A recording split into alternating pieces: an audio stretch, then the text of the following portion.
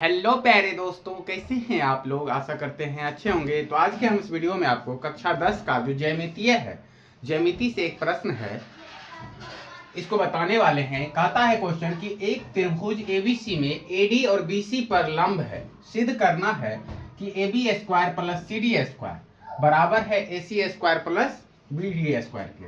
तो देखो इसको कैसे बनाते हैं। तो सबसे पहले देखेंगे क्वेश्चन में क्या कहता है कि एक त्रिभुज एबीसी है। तो एक त्रिभुज बना लेते हैं।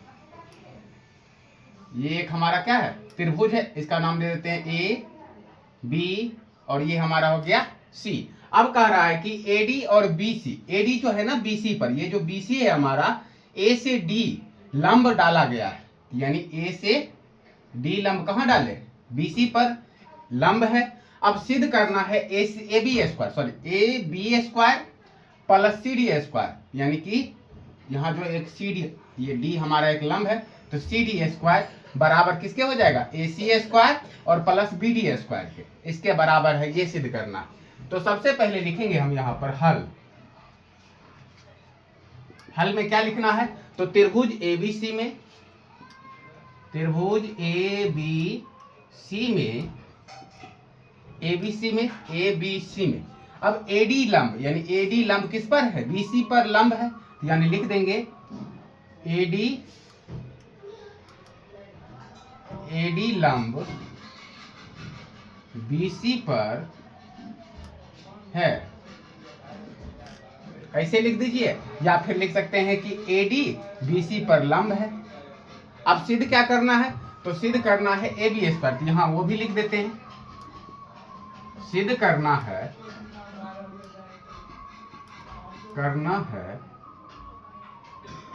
ए बी स्क्वायर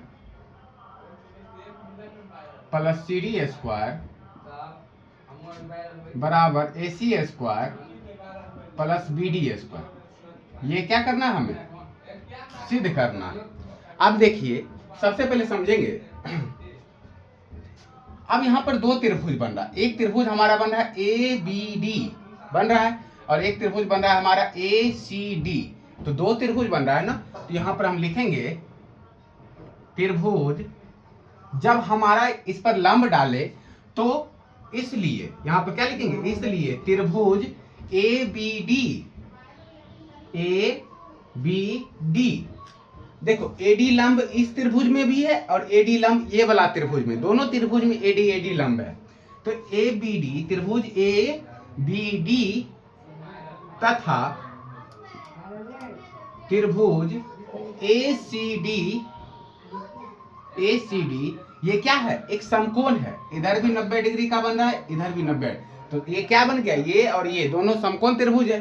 तो लिखेंगे ए बी डी तथा ए सी डी दोनों समकोण त्रिभुज है, समकोण त्रिभुज है। ठीक है ना। अब समकोण त्रिभुज जिसका एक कोण कितना होता है, 90 डिग्री का होता है, उसी को बोलते हैं समकोण त्रिभुज। ठीक है, तो यहां तक समझ गए होंगे। अब देखो, अब त्रिभुज आते हैं ए बी डी में, त्रिभुज ए बी डी में। अब ए बी डी में आते हैं तो पाइथागोरस प्रमेय क्या कहता है, पाइथागोरस प्रमेय कहता है कि हमारा ये जो बड़ी भुजा है ना ए बी, ये कर्ण का वर्ग बराबर होता है लंब का वर्ग और जोड़ आधार का वर्ग। यानी कि त्रिभुज एबीडी में अगर आएंगे तो A B square, A B क्या है हमारा, कर्ण है, ये बराबर होगा लंब के ए डी स्क्वायर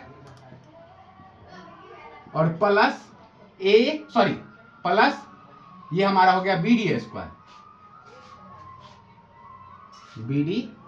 इसको हम मान लेते हैं क्या, समीकरण 1। इसको हम मान लिए समीकरण 1 मान लिए। अब आते हैं त्रिभुज ए सी डी में। अब लिखेंगे त्रिभुज ए सी डी, दो त्रिभुज बन रहा है ना।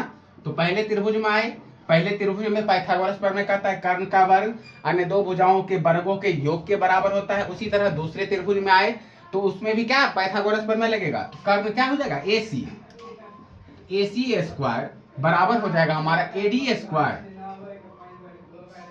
और एडी स्क्वायर हो गया और सी डी स्क्वायर। तो लिखेंगे प्लस सी डी स्क्वायर, ये क्या है हमारा आधार है। ये हो गया हमारा समीकरण 2, इसको मान लिए। अब समीकरण 1 और 2, और यहाँ देखेंगे समान चिन्ह है। जब समान चिन्ह आता है तो उसको हम घटाते हैं। क्या करते हैं? घटाते हैं। तो लिखेंगे समीकरण 1 तथा 2 को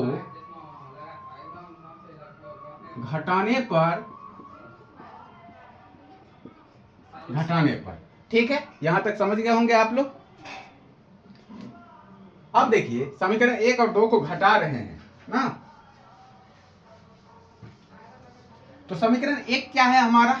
AB² प्लस AD², AB² बराबर AD² प्लस BD²।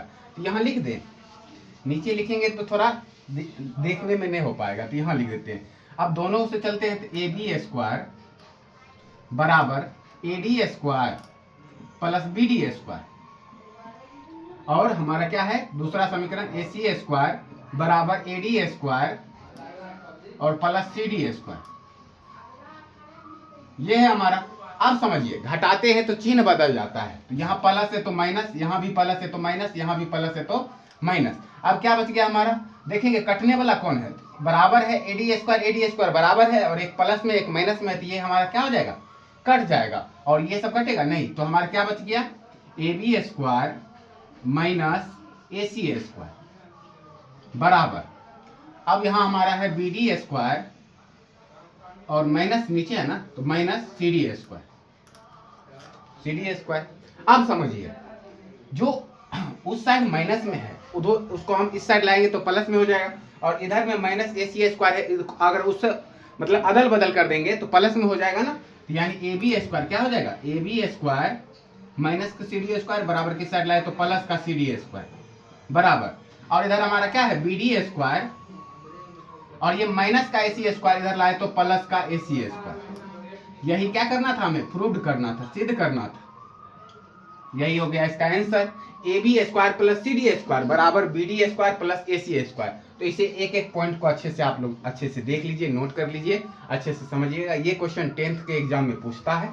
वीडियो अच्छा लगा हो तो लाइक करें, चैनल को सब्सक्राइब करें। धन्यवाद।